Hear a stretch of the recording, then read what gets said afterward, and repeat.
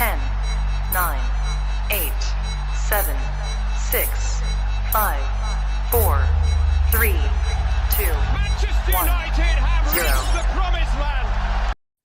Yes, ladies and gentlemen, how are we all doing? I've got another smile on my face, just like I had in my pre-recorded video. I'm going to go live anyway, because I know lots of you want me to. I recorded that before I was going away for a few days, just in case Fabrizio gave those 3 words, but he delayed that and waited until I came back from holiday. Thank you very much, Fabrizio. Here we go. Erik Ten Hag. The worst kept secret in football over the weekend is now, well, it's not really a kept secret. I suppose we're still waiting for the official announcement. I'm going to run through everything that Fabrizio Romano has said with those famous 3 words. But my initial immediate reaction, I said it in my reaction video, but I'll say it again now for anybody who's tuning in. You're watching Manchester United make the correct decisions, people. This isn't how it's supposed to go. It's not what we've done. It's not how we do. But it's what we're doing. Erik Ten Hag, here we go. In my opinion, Ralph Rangnick was the smartest choice of an interim manager. And in my opinion, Man United have taken a risk with Erik Ten Hag. It would have been an easier conversation maybe to have it about Pochettino because he's already done it in the Premier League, X, Y, Z. But let's run through it. Here we go. I'm going to leave the link. I'm going to invite anybody, not just yet, but sorry, let's make it a bit different to the reaction video. I'll drop the link in there. You can call in, you can have your say, and I'll listen to what you say. But let me run through everything that Fabrizio Romano has had to say. And also, before I do quickly start, Aussie Reaper, I see you there, mate. 2 a.m. in the morning, I think you said it was. Big up to you for joining the family. Everybody drop a like on the video. That Dutch energy, it worked. Seriously, somebody needs to help me and find the video. I think it was in November time when I said, look, Dreamland, a dream situation is Manchester United getting Ralph Rangnick in on an interim basis and then getting Erik Ten Hag as our next permanent manager. We've literally gone and done that. Graham, you say Rangnick was a good move. It doesn't seem that way. Graham, I'm not focusing on the football. The football between that when Solskjaer left and the end of the season for me was irrelevant, was completely irrelevant. The important thing was that Manchester United got the right man in. And we got the right man in my opinion, because of what comes next. And that whole role, we'll run through that. But look, I'll run through the full announcement here from Fabrizio Romano, and you can let me know what you think in the comments. Here's all the details. It says Erik Ten Hag set to be appointed as Manchester United's new manager. Deal at the final stages. Here we go. The agreement between Ten Hag and United's board has now been reached on every detail, including transfers, strategy, and more. The final point to be discussed before the official announcement, terms and the details of payment for the €2 million release clause still included into his contract. There will be no official statement today or on Tuesday. It will take some time to be respectful with Ajax fans and Ten Hag. Depends on the clause payment terms. So that's quite an interesting point there. You know, we're getting the here we go. Then we're not going to get the actual official announcement. Well, let's find out. We've got to wait for it. It won't come before we get pumped by Liverpool. I suppose that's not necessarily a bad thing. Dutch manager Michel van der Gag is the favourite candidate to join Ten Hag as his assistant coach. Now he is his assistant currently at Ajax. Makes perfect sense for him to come in as the manager. I spoke to you about this before, and I will speak to this. As I said, I've got so much Ten Hag content planned. You can't do it all at once. You've got to decide when to do it all. That's what I'm doing. Contracts are now being prepared and then will be checked again before signing the agreement, expected to be until June 2025 or June 26 or 25 plus the option for a further season. Is Erik Ten Hag the right man to rebuild Manchester United? I personally think absolutely yes, he is. I think, as I said, I feel like United have taken a bit of not a gamble. A gamble's the wrong way to describe that. But it's a bit of a risk. It would have been much easier and much simpler if they went for Poch. I told you, dusting off that folder from 2016 and 2019, they had Poch's name on it. You wouldn't have been surprised if Man United had decided to do that. It wouldn't have been offended by it. But just Ten Hag, that's what we want to hear. That's what we want to see. Yogi, you're saying just joining in now. Absolutely confirmed. That's it right there. The 3 words. Here we go. My reaction video is out as well. Make sure you check that out. Yes, I did pre-record it. Yes, I did talk about it would be good if Ajax won that final. But no, I still wanted to release it because it was a happy video. I enjoyed that video. But yeah, I pre-recorded it because before I went away. Got a comment there from Jedi Knight saying, I hope Ajax don't blow the title. I mean, you're not wrong there, Jedi, and I hope you're completely right. It was a final. If you didn't get to watch that final, it was a crazy final. Absolutely crazy final between Ajax and PSV. Ajax 1-0 up, scored a second goal in the first half, disallowed. Another one, disallowed. Hit the post in the second half. Also had a penalty rejected when it absolutely should have been a penalty and conceded twice within the space of a minute and a half. It was a crazy final. And I think as United fans, we can all relate to our team coming out in the second half and really not coming out focused for the game. Lots of you think this is very exciting. I'll be surprised if any of you don't think it's exciting. The Ten Hag news, man. I can't wait to see him holding up that shirt. I really, really cannot wait to see him holding up that shirt. This is, as I said, this isn't United. This is not what United do. It really isn't. United, as we know, we make wrong decisions. We have made wrong decisions, one after the other for the last 8-9 years. But instead, as I said back in November, Rangnick then Ten Hag felt like the right path to walk down. Sure, there might have been some speed bumps. The football might not have been as good under Rangnick as people would have hoped for. But I stand by the fact that that was the right thing to do, and I stand by the fact that hopefully Ten Hag coming in, it's going to be very interesting to find out what goes on with Ralf Rangnick now. I really want to get some clarity on that role. I really want him to come in and be given the ability to actually work not just underneath John Murtough and like advising him on what he should be doing. He should be steering a bit of the direction at the club. He should be steering conversations and actually helping Manchester United. Neil, as you say here, man, that's it. We can look to next season with some hope, and we can look towards next season with some real hope now about what comes next. Because this is going to be a completely different chapter to before. Honestly, I know it's technically just another manager that's following another manager that's been sacked, but it's in a completely different category to Mourinho, to Van Gaal, and to Solskjaer. It's a brand new manager, and it's not just a brand new manager, but it's an elite level manager that is on the way up in his career. He's not somebody who's going to bend to anything at United, bend his ways, bend his philosophy. And you could say Louis van Gaal did the same thing as that. But for the first time, our club could be in a position behind the scenes that actually genuinely helps the manager on the pitch. And I'm not just talking about, it's not about finances, is it? It's never really been, of course, it's been about finances, but it's not just about finances. It's about the manager having the right support network. And that's something that Van Gaal, Mourinho, Solskjaer, and Rangnick, none of them have really had. If we get it right with Ten Hag, you're going to see a different sort of United coming through now. That's what I think anyway. We got Offie watching from Spain. How are you doing, buddy, on Facebook? Great news, says Dabo. It is very great news. Gavin, a consultant consults. He'll have no authority to change. Who he advises is important. Well, he'll be working directly with John Murtough. And as I said in my live stream this morning, I think if that's probably a reason why Paul Mitchell isn't going to come to Manchester United. As much as I want him to come to United and you want him to come to United, I just don't really see how Paul Mitchell just agrees to work underneath John Murtough. I have to warn you, says Skywalker, coming in here. Look at this negativity, mate. Come on, mate. I have to warn you, it's a false dawn.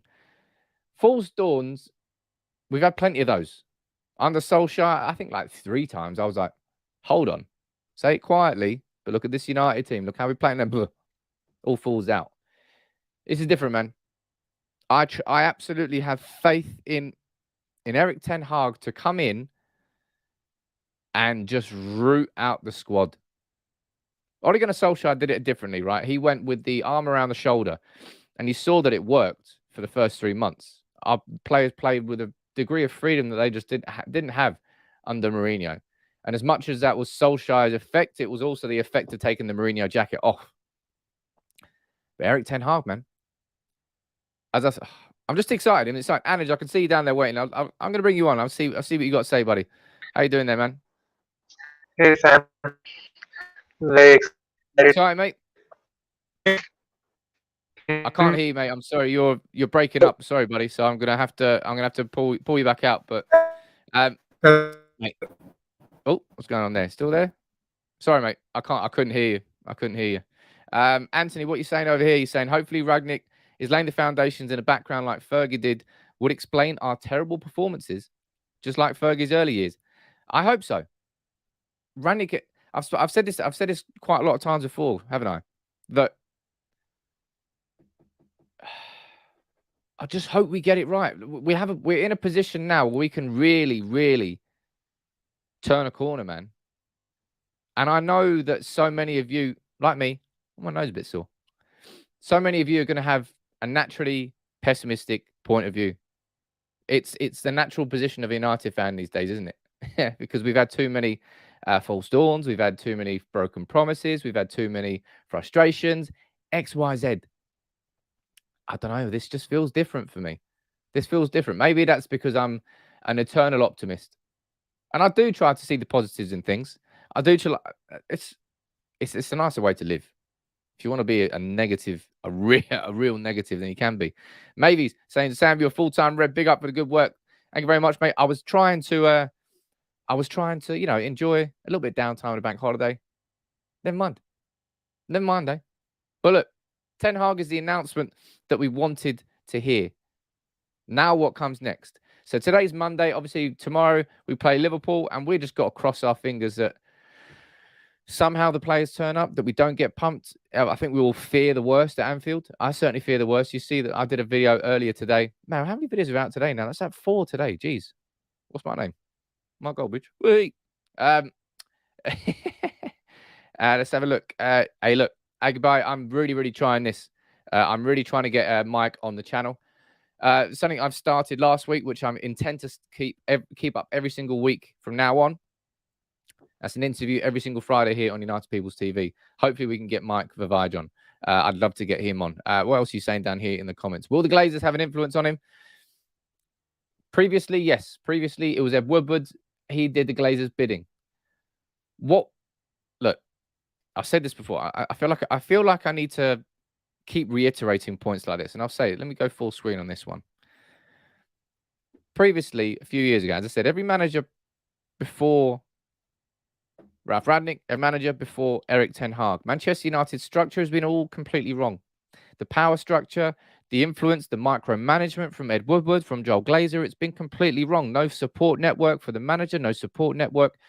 Anybody, anywhere, any manager there was destined to fail. It's been different with Ralph Rangnick. It's not exactly done particularly well. Let's be completely honest. A shit ton of it is coming down to the players themselves. 72 shots we had against Burnley, Southampton, and Middlesbrough. Was that Ralph Rangnick kicking the ball every time? No, it wasn't. Players abysmal finishing. Is Ralph Rangnick responsible for the attitude that we've seen in the Everton games and the Leicester games? No, that goes down to the players. Erik Ten Hag finally is coming into a club which I have a little bit of belief about the football direction we're heading in behind the scenes. I don't think John Murtough, I know that John Murtough is not the best in class, but I'll tell you what, we've made two really good decisions there in Rangnick and Ten Hag, and he's been at the helm of it. And I said that before, look, you can make all the assumptions you want in the world, but what happens in front of you, what you can see, the facts, that's what we've got to deal with. And Ten Hag, look, in a couple of years' time, I might be here doing a live stream with you after it all goes wrong for Ten Hag, after the support network doesn't exist at United, after he befalls the same sort of fate that Solskjaer had, that everybody's had before. I might be here. And I really, for the life of me, I hope not, right? And as I said, I've got a little bit more faith in United going forward, more faith than I've ever had in the last 7, 8, 9 years. Ultimately, that faith will never truly change until the Glazers don't own Manchester United, because you know that's the magnet that's dragging us downwards. But I'm excited, man. I'm very, very excited. Jonathan, watching the whole way from The Hague for a United fan. How you doing, John? I hope you're excited. I said this to him when I was speaking to Ajax in the interview. I might go over to Amsterdam for the, hopefully.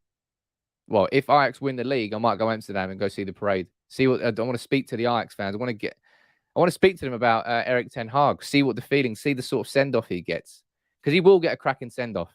And I think he deserves that send off. And I'm looking forward to it. And plus, I absolutely love Amsterdam. And any excuse to go to Amsterdam, I will take, especially if I can say it's working. Jedi saying, Rangnick was brought in to identify the issues at a playing and staff level. I mean, he didn't have to identify the issues really on a staff level. They're all completely and utterly obvious. But on a playing level, I'll tell you what, he's really sort of exposed these players. And he's starting to actually verbalize those exposures as well. Because he's speaking about, this Manchester United defense is just not top 4 standard. It's not top 4 standard, because I was brought in to help it. And look at it. Disgusting. That Liverpool team there, you see from Jurgen Klopp. Yes, 6 of those players are players that I either signed or knew about. Hey, no surprise. No surprise he's doing well. I like to see him doing that. Paul, Amsterdam's my favorite place. Been a few times. Every time you go to Amsterdam, it's not just a place you go smoke weed, get high, and sit in a cafe and do nothing. You can do that if you want. Amsterdam's a city full of culture. Every time you go to Amsterdam, you come back with different great stories. You can make it as crazy as you want, or you can make it as cultural and quiet as you want. I absolutely love Amsterdam. Although you walk around a lot of cobbles, a lot of streets, and a lot of getting lost. Always get lost in Amsterdam as well. But hey, hopefully I can go over there. That'll be exciting. But yeah, let me for those who are just joining in now, welcome to United People's TV. I've done my reaction video that I pre-recorded. Yes, I pre-recorded it. Sometimes that happens. Sometimes you're busy. But I'm running through the announcement here because there's a few details here on the contract that we need to speak about. And it's where was it? So that no official statement today or on Tuesday. It will take some time to be respectful with Ajax fans and Ten Hag. Depends on the clause payment terms. So look how cheap that clause is. Bear in mind, right? Staggering, really. We spent £20 million sacking Jose Mourinho and his staff. It's going to cost us about €2 million to get Ten Hag out of that contract with Ajax. I think they probably should have put a bigger release clause there. I watched the Ajax game yesterday, says Millicent. They're monsters. They were really attacking. Hey, look, if you watched that Ajax PSV game, it was crazy. The intensity from the first whistle to the last whistle was absolutely mad. Raucous atmosphere. Referee was letting so many fouls go. It was an entertaining watch. Ajax came out on the wrong side of it, and I have to admit they were pretty unlucky. Hitting the post, that should have been a penalty. 2 goals ruled out for offside, like just about offside. But hey, PSV were resolute, and they held up. Let me go down there and read a few more. As I said, this is your reaction show. I always try and read as many of your comments out as possible. Anybody who does want to join in and has something to say on screen, I'll pop the link in there. And if anybody's got decent internet connection, I can bring you in. If it isn't, then I have to not do it. Sorry about that. Jedi saying we have some of the best young players in the country. Ten Hag is the man to bring them onto the big stage. I've already done a video on that. Who did I spoke about? Charlie McNeil, Alejandro Garnacho, Alvaro Fernandez, Hannibal Mejbri, and James Garner. 5 youngsters who I think if you can look at what's going to happen in the next couple of years and players coming through, you should be keeping an eye on some of them. Pritam saying, Sam, this is when we absolutely have to get behind a manager. Don't care if we lose 5 games on a bounce. I want to see it's not the mindset that United fans have got to get into now is not game week to game week to game week. It's not match to match. It's not result to result. It's not good. It's not the right mindset to be in. You have to keep a view of where you want to be in 3 years' time and just working towards there. Because when you're in things, it's a lot easier to see the ups and downs and the peaks and the troughs that happen on like a week-to-week basis, right? That's not what we should be doing with Ten Hag. He is the right man to bring into the club. He is the best choice that we could have made. He's an elite level choice. As I said, this is the single appointment that we've made post-Fergie managerially that other clubs have looked at us and gone, shit. They made it. That's a good appointment. I don't care what you say about Jose Mourinho. Hardly anybody thought it about Jose Mourinho. Everybody knew that he just got sacked from Chelsea. Like, he wasn't that Mourinho that won the trebles, was he? Everyone's like, he's past it. And it just got proven right at Manchester United. Obviously, he's doing decent at Roma, but nobody was scared of that. I think people were scared of it like a little niggle at the back of their mind was like, what if it works out, Mourinho? It could have been good. It could have been great, but it wasn't, and it didn't. With Ten Hag, it's different, man. Ten Hag, people are going to be looking at United going, yeah, that's a pretty smart appointment. A manager who's on the way up, and I'm just excited. I'll ask you in the comments here. There's a good question from Skywalker saying, what's Erik Ten Hag's target next season? You let me know what you think about that is then in the comments. What do you think Ten Hag and Manchester United will be aiming towards in that first season? Urshad saying, few Ajax players and academy players and none of these big contracts. It's all about a big blend of everything, man. It's all about a blend of everything. It's all about a blend of the right experience, the right signings, the right academy players, the right existing members in that squad. That's what we need, man. That's what we need. And as I said, I trust Erik Ten Hag to be the man to really, really do that. Really, really do that. Let me go down here. Sasha, you're saying top 4 and maybe a trophy. Ikra saying 6th and better football. Let's have a look down here. Top 4 and a trophy. Solid top 4. Glazers need success to pay the debts. So top 5 for an EU Cup run. My opinion, it really, for the life of me, it does not matter where Manchester United finish next year. It does not matter. I'm firmly keeping my eye on where, for me, success next season with Erik Ten Hag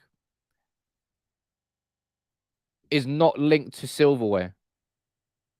And that's a concept that a lot of Manchester United, a lot of football fans just don't think is logical. They don't really, either they don't understand it or they just don't agree with it whatsoever. For me, success is Ten Hag inheriting that squad in the preseason, and by the end of that season, me going, you know what? That's Erik Ten Hag's Manchester United. Because we're not going to compete for the. No offense to it's not me being overly arrogant, but I don't care about the Europa League. I don't care about the FA Cup. I don't care about the League Cup. Winning the double under Mourinho was the most successful season we've had, and it was enjoyable, but what did it change? It changed nothing. False dawns. There's your biggest false dawn.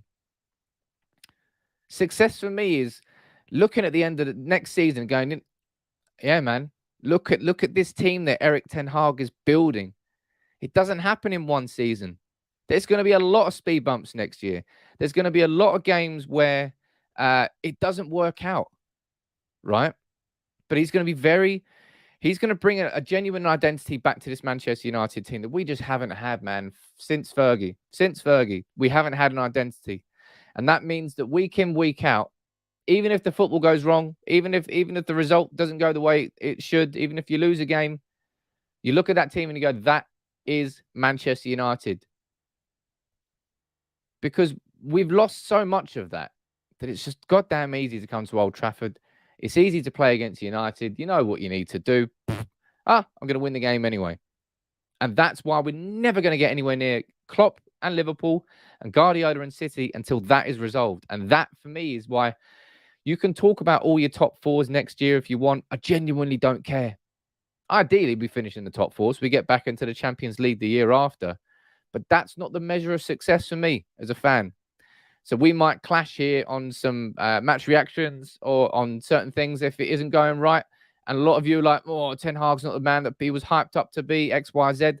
I'm not going to get caught up in a week. I'm saying that's a complete and utter lie, because if we start playing sexy football straight away, I'm going to get very hypey.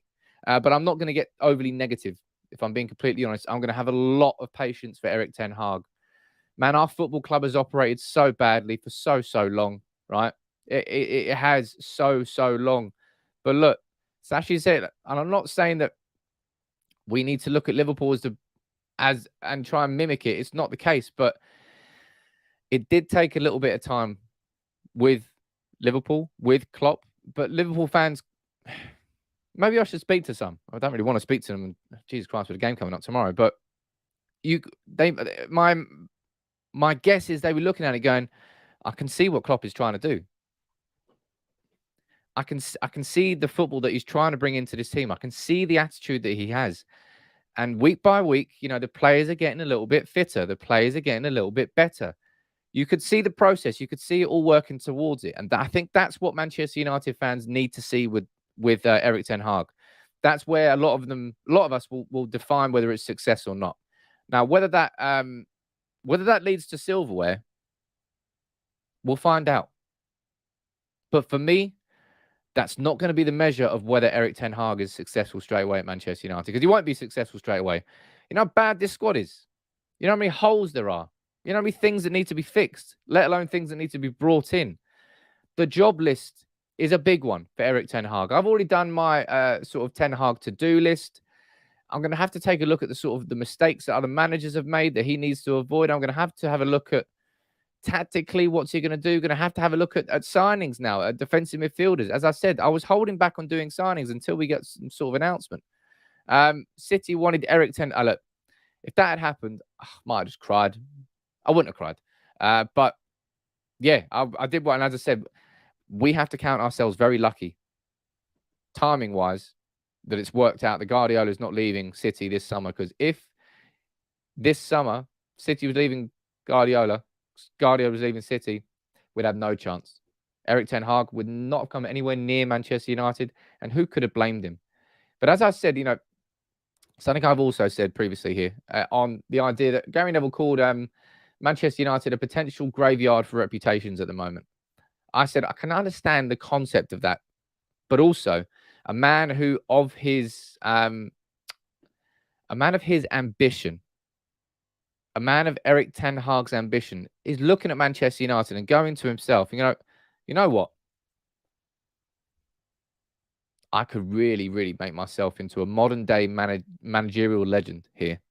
If I'm the man responsible for bringing Manchester United back up to its status as a super club on the pitch, I'm going to go down as a legend. And I think that's what he wants to do, because he's got a great reputation now. He might have lost that cup final there to Ajax, but what he did with that Ajax team in 2018, the Champions League, incredible. Water tastes better after Erik Ten Hag's been confirmed. Now, Amir, this I'm unsure of, okay? I'm unsure of this. I don't necessarily think that Donny van de Beek is going to come straight back in this team and immediately start for Manchester United. There's no doubt whatsoever that he is going to be absolutely buzzing. Donny van de Beek right now, he probably had notifications turned on for Fabrizio, or he probably already knew behind the scenes anyway. Of course, he is going to be excited about what comes next, because all of a sudden he's got the manager who was instrumental in the early stages of his career. Now, Donny van de Beek in that system played in a 4-2-3-1 and was that number 10 that sort of shifted in between the midfield and the attack. That's where Donny van de Beek played. That's where Bruno Fernandes operates. So it's going to be very interesting to see how that happens. Because we've got Bruno Fernandes, who's just signed himself a new long-term deal. He's a key component of this team. Erik Ten Hag didn't have a player of that quality in the Ajax team. Oh no, he did, but it was Donny van de Beek. So Donny's not coming straight back in, and all of a sudden going to find that 2018-19 for you. He'll work for it. He'll get more chances. But the thing that I'm excited about Donny, I'm excited about with Donny, is the fact that he's going to be that.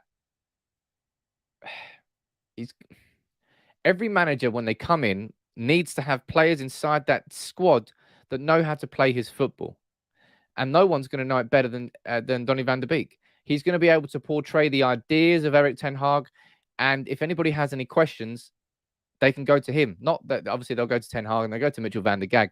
But Donny van de Beek will really, really help speed up that process of Ten Hag getting his ideas across to the players. That's a reason to be excited about Donny van de Beek being inside this squad under Erik Ten Hag. I want a much better mentality from the players. It says, let's see to find out. Well, you're not wrong there, for sure. Absolutely not wrong there. Take off Donny and play 6 alongside a new... Donny will play 6, alongside a new DM or Ghana. Now, he's always kind of said that he could play the double pivot. I don't think he has really played the double pivot. Michael, let's hope our own fans back Eric. But I'm buzzing like a bee. I am buzzing like a bee. We've gone and done it, man. We've gone and done it.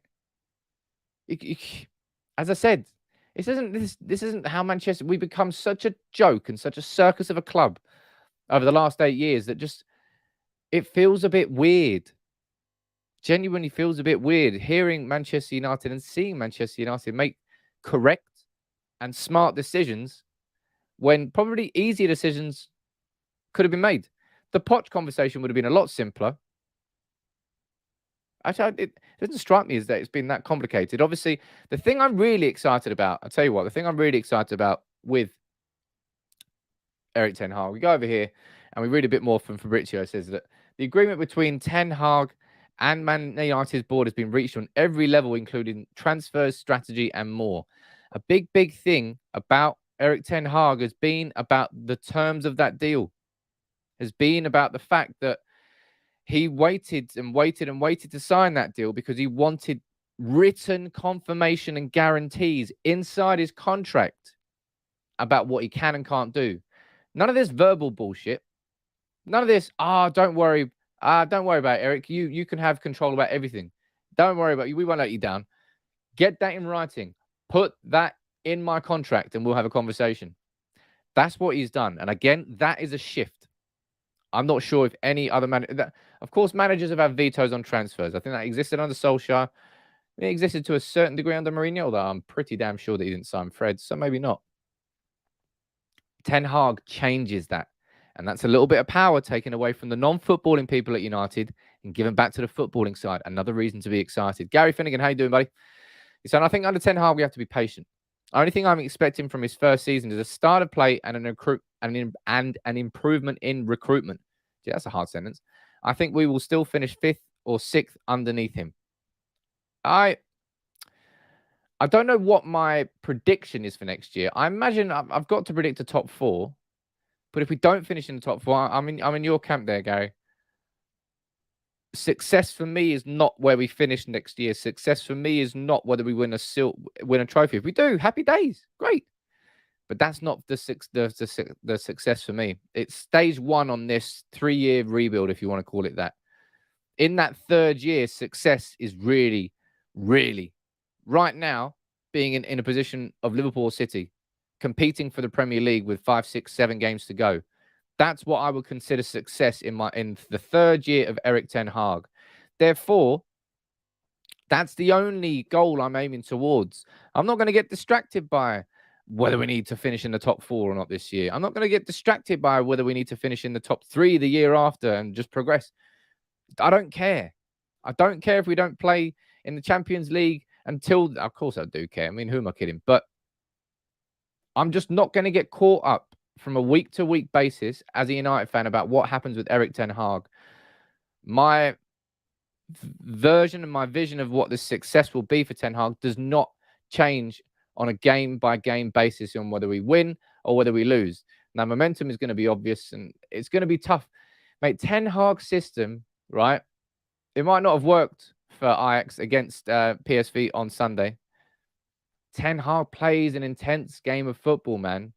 His team plays a very high line. Maguire would absolutely shit his pants with the line that they were playing against PSV, I tell you that.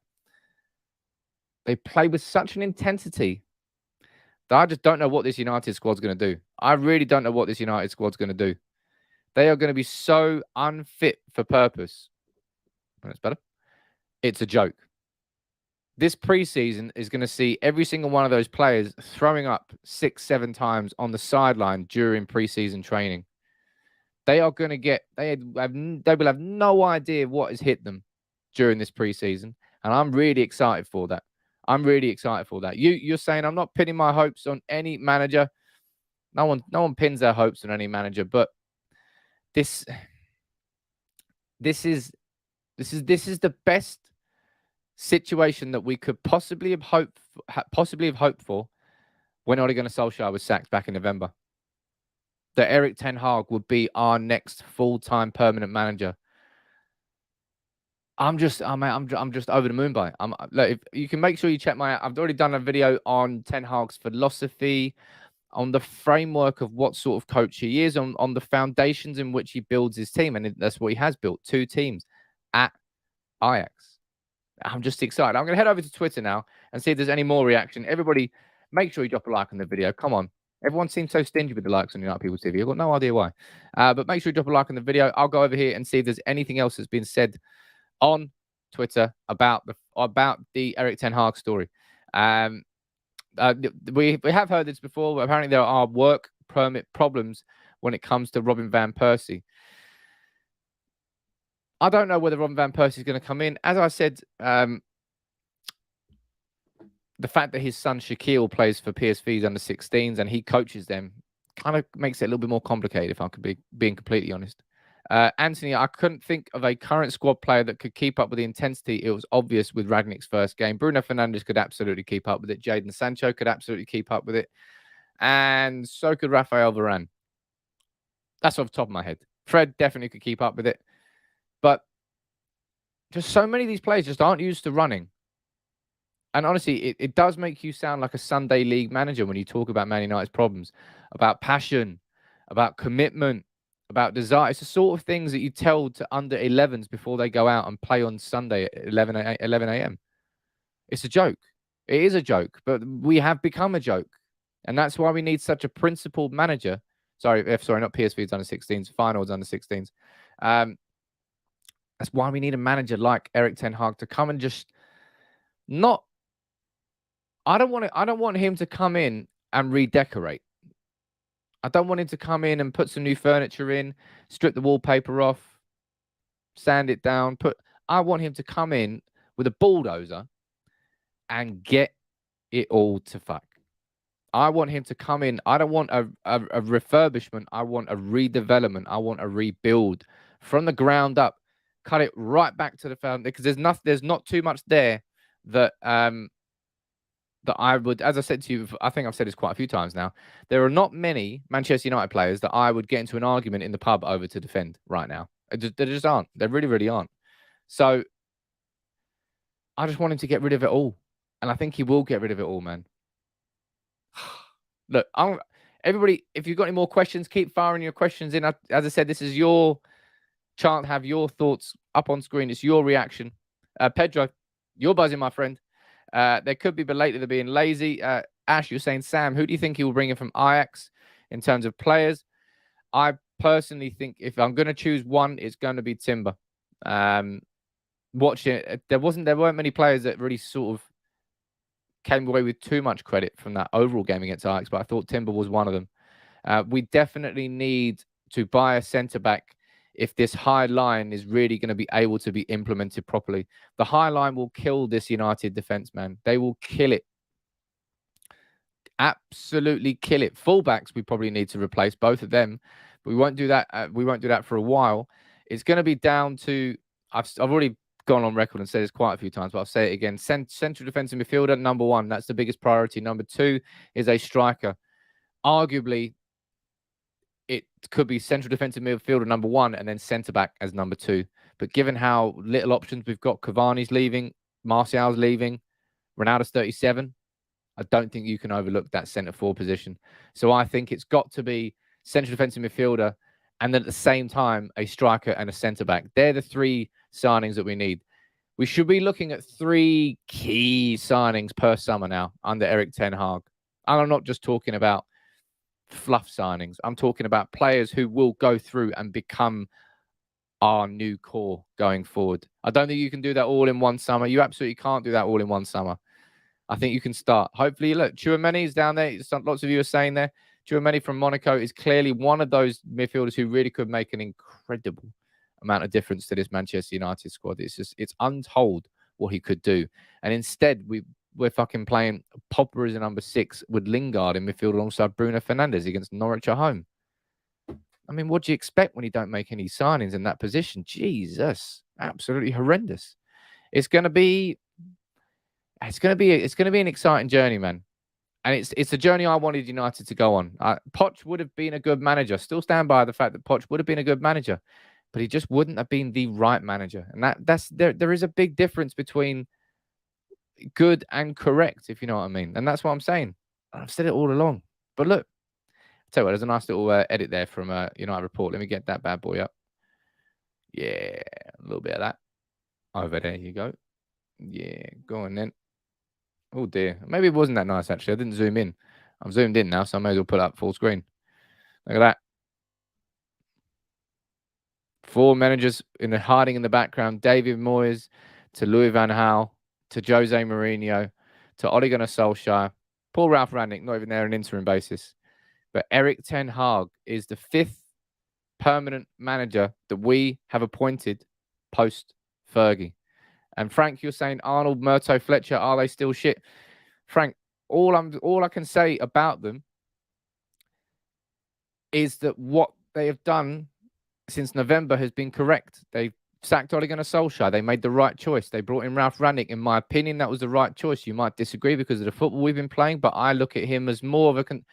He is not a football manager anymore. He hasn't been a football manager for like 2.5 years. He's been busy being technical directors.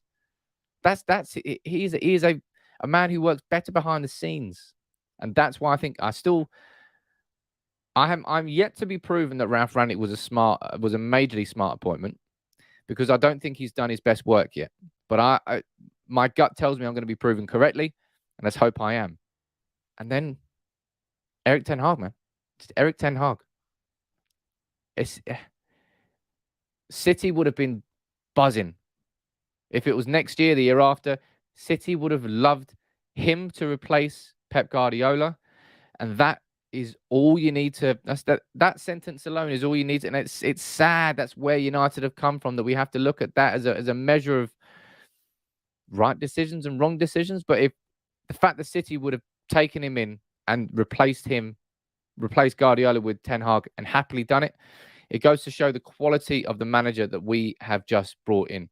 Oh, mate, it's going to be a rough ride, I tell you that.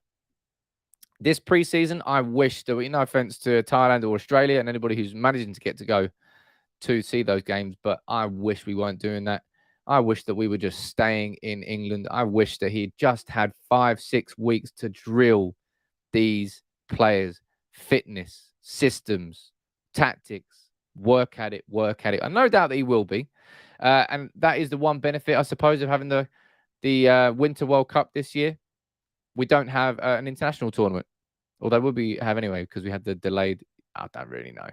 I'm just excited. Yeah, as Zidane says down there, the new era begins. Paul Stones, serious question. What are you going to do if Ten Hag can't get the title? That's a question which... Ask me in 3 years, Paul, and I'll have an answer. Right now, I don't have an answer for that. But there is absolutely no point asking questions like that.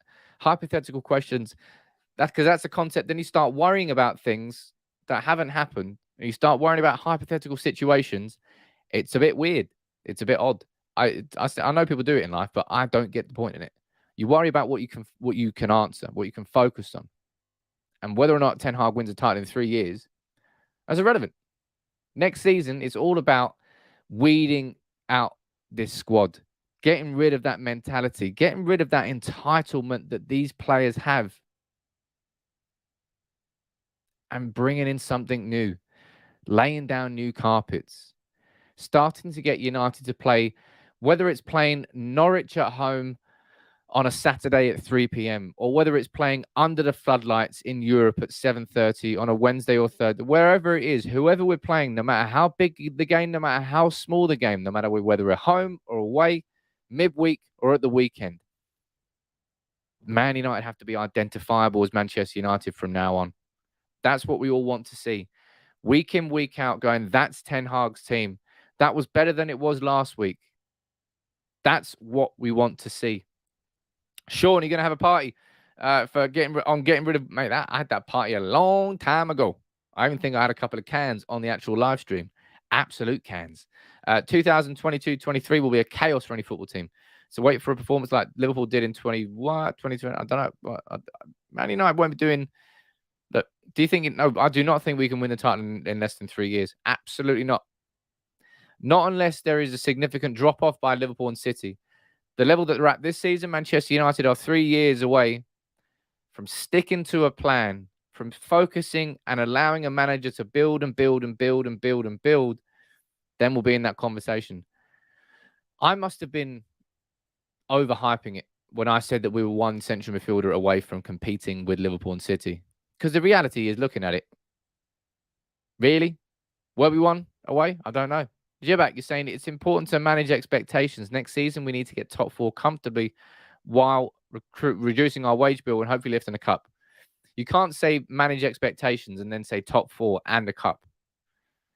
Or maybe that is, maybe I'm wrong. Maybe I'm lowering the standards. Hey, there's going to be no right or wrong answer here. That's the beauty of opinions. Everyone's got one, and they're not wrong. It's just what you think. But I don't think winning a cup or not winning a cup is a measure of success next year for Ten Hag. It's an added bonus, but it's not a measure of success. Getting in the top 4, because we're not going to get into the top 4 this year, I don't think anyway, unless some sort of miracle happens. And if we do, I'll happily eat humble pie. I don't think we will though. Then getting in the top 4 is going to become more of a priority to Erik Ten Hag, because being out of the Champions League for 1 year is bad. You can recover and recuperate. Being out of the Champions League for 2 years, it starts a pattern that gets a little bit difficult to get out of. I just want to sit back, relax. My Dutch energy has been, it did absolutely nothing, but I'm just excited, man. I'm just excited. And so should you be. This club, let's move forward, eh? Let's see what goes on with Erik Ten Hag. I've already got my, as I said, I had my reaction that I pre-recorded it, but I wanted to publish it anyway because I got excited. This was a sort of a live chat with you, running through the finer details from Fabrizio Romano. Let me do it one more time here for anybody who has only just joined in. Fabrizio Romano gave the famous 3 words, here we go, and this is what he said. He said, Ten Hag will be appointed as a new manager. Here we go. The agreement between Ten Hag and United's board has now been reached on every detail, including transfers, strategy, and more. Final point to be discussed before the official announcement. Talking about the release clause of 2 million. Van der Gag, his assistant at Ajax, he's the favourite. No announcement either today or tomorrow. So maybe if United can do it, we'll get an official announcement from United or Ajax, or maybe both. I imagine probably both, on Wednesday, after we've just beaten Liverpool at Anfield, right? Nah, maybe not. But look, thank you very much for joining in. I hope you enjoyed that. Make sure you head over and watch my shorter reaction, only 10 minutes. That's my real thoughts on the situation. I'm buzzing for it. I think it's the perfect appointment. And I think United are starting to act like a big football club should in terms of the decisions making. Trophies calm nerves. Sam, yeah, you can talk about calming nerves. You can talk about the fact that he won a double. And what did that do the next year? You can talk about Van Gaal. He won the FA Cup. What did that do? It got him sacked. Trophies, calm nerves. Yes and no. Winning the Premier League and the Champions League is the only thing I want to be doing. So let's see what goes on. Thank you very much for joining in. The famous 3 words are here. I'm obviously going to be here tomorrow morning with a live video. Then tomorrow we've got Liverpool. Hey, it's busy, man. It's busy. But it's all Erik Ten Hag. So it's good busy.